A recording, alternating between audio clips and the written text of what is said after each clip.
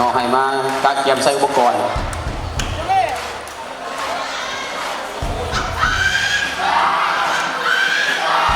เสือน้อยครับพี่เอฟเอสเนาะให้มาตาเก็บใส่อุปกรณ์นักกีฬา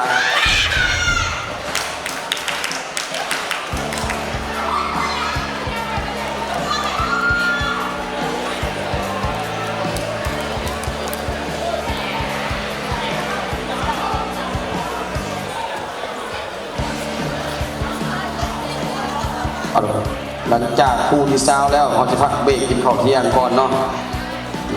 สนามบี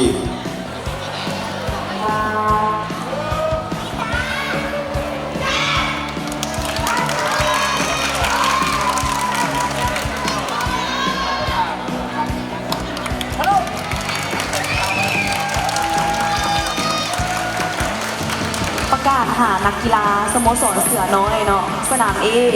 ท้าวพุทธจะเป็นรอบชิงเลยจะนางบ้านระดามณีวงศ์แดนเท่า